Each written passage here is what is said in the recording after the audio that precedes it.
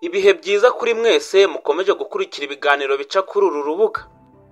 Abaharanira uburenganzira bwa muntu i Kinshasa bamaganye urubanza rwa Kabila.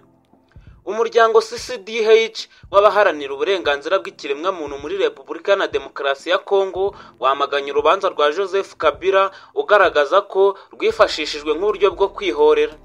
Tariki ya 30 Nzeri 2025 urukiko rukuru rw'igisirikare cya RDC rwahamije Kabila ibyaha by'intambara, ibyibasiye inyokomuntu, kugambanira igihugu no kuba mu mutwe w'ingabo utemewe, rumukatira igihano cy'urupfu.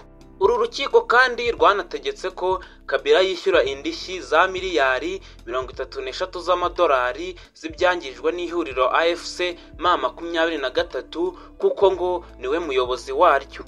Umuyobozi wa CCDH Eloy Rubiransamu yatangaje ko urubanza rwa Kabila rwaranzwe no kubogama, kudaha urega uburenganzira bwo kwiregura kandi ko rugaragaramo kwihorera.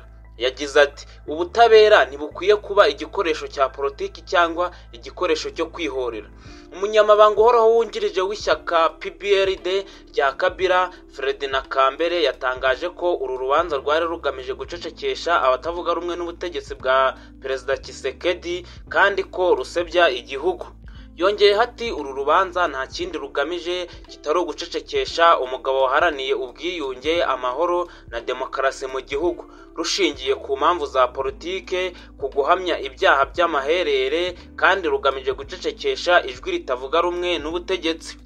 Joseph Kabila yayoboye Kongo kuva mu mwaka wa 2001 kugeza mu mwaka wa 2019 ubwo yasimburwaga na Perezida Felix Tshisekedi. Tariki ya 2 Nzeri yatangaje ko ibyo yari akomeje gushinjwa muri uru rubanza byose bishingiye ku kinyoma.